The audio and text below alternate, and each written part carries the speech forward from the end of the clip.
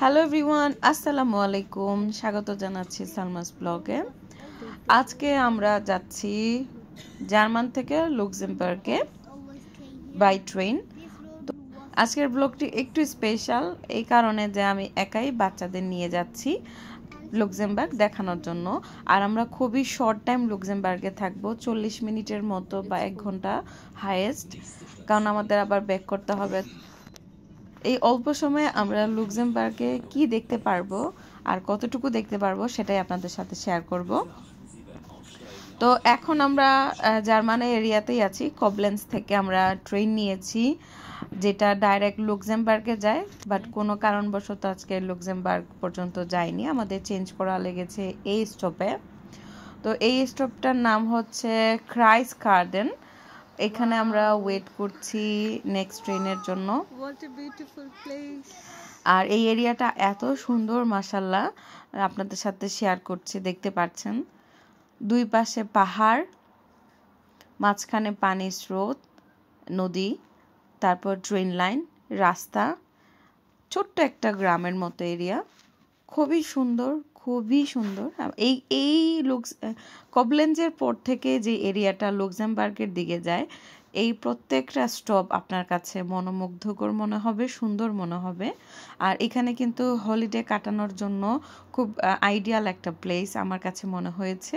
আপনারা যারা মাউন্টেন, পাহাড়, পানি বা প্রকৃতি, ন্যাচারাল পছন্দ করেন, তারা চাইলে কিন্তু এখানে এসে আপনাদের হলিডে কাটিয়ে যেতে পারেন। তো আমি এই জায়গাটা আপনাদের সাথে অল্প একটু শেয়ার করছি। এখানে আমরা বাচ্চাদের নিয়ে ওয়েট করেছিলাম প্রায় 20 মিনিটের মতো পরের ট্রেনটা ধরার জন্য। আর আজকে হচ্ছে বৃষ্টি হচ্ছিল, টেম্পারেচার 22 ডিগ্রি ছিল, কিন্তু বৃষ্টি ছিল, কুয়াশা ছিল, পাহাড়ের উপরে মেঘ জমেছিল, দেখতেই পাচ্ছেন।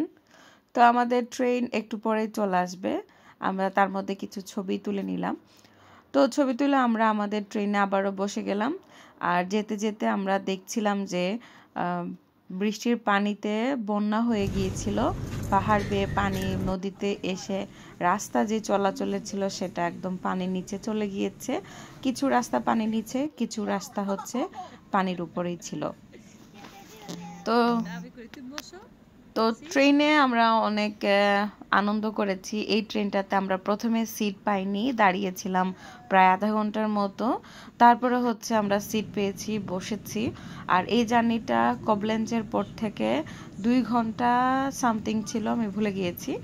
তো এই আসলে একটা লং জার্নি, কিন্তু এই 2 ঘন্টা আপনার যে কিভাবে কেটে যাবে আপনি বুঝতেও পারবেন না, কারণ দুই পাশের ভিউ এতই সুন্দর, এতই ভালো লাগবে, চোখ জুড়িয়ে যাবে। আপনারা দেখতে দেখতেই দেখবেন লুক্সেমবার্গে পৌঁছে যাবেন। তো আমরা যেই ট্রেনে উঠেছিলাম সেই ট্রেনটা আবার ট্রিয়ার হববানহফ মানে ট্রিয়ার স্টেশনে এসে কোনো কারণে স্টপ হয়ে গেছে আর সামনে যায়নি। তো আবারও আমাদের ট্রেন চেঞ্জ করা লেগেছে, মানে আবারও আমরা স্টেশনে এসে আরেকটা ট্রেন নিই লুক্সেমবার্গে আসার জন্য। আসলে আনলাকি হলে যেটাই হয়, লাকি না আনলাকি জানি না, থেমে থেমে আসার কারণে অনেক কিছু দেখা হয়েছে। তো আবারও ট্রেনে উঠে আমরা চলে আসলাম। লাকিলি আমরা সিটও পেয়েছি, 3 জন 3 জায়গায় বসেছি। তো এখন আমরা লুক্সেমবার্গে পৌঁছে গেলাম। আর লুক্সেমবার্গের স্টেশন আপনাদের সাথে দেখিয়ে দিচ্ছি। আগে যে আমি এসেছিলাম আগের ব্লগে হচ্ছে আমি স্টেশন দেখাতে পারিনি, কারণ আমরা বাসে এসেছিলাম, ট্রেন লাইনে কাজ চলছিল, যার কারণে ট্রেনে আসা হয়নি। তো এবার বাচ্চাদের নিয়ে এসেছি, ট্রেন চলাচল স্টার্ট হয়েছে, যার জন্য আসা। তো আমরা লুক্সেমবার্গ পৌঁছে গেলাম। এখন দেখতে পাচ্ছেন খুবই সুন্দর area.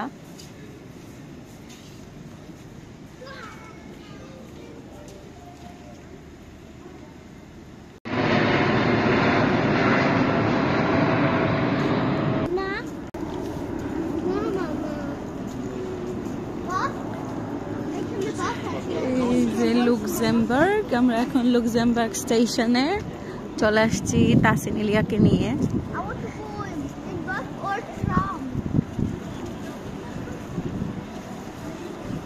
Tasin, look, Ilia look.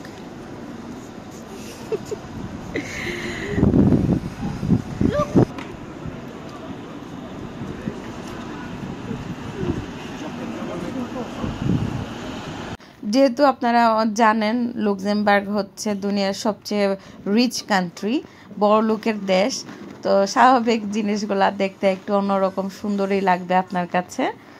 আর এই হচ্ছে লোকাল ট্রান্সপোর্ট। আর আপনারা জানেন যে লুক্সেমবার্গে যে পাবলিক ট্রান্সপোর্ট সেগুলা কিন্তু ফ্রি, এটার জন্য আলাদা কোনো টিকিট করতে হয় না, সারাদিন ঘুরে বেড়াতে পারবেন।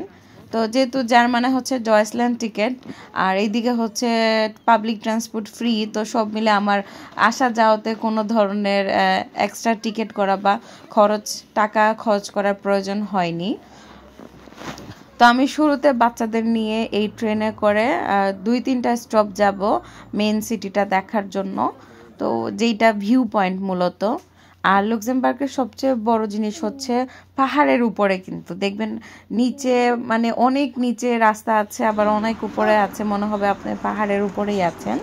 তো আমি বাচ্চাদের নিয়ে ট্রেনে উঠে গেলাম, আর এই যে ব্রিজের পাশে আসতে আমি নেমে গিয়েছি এই ভিউ পয়েন্টটা দেখার জন্য।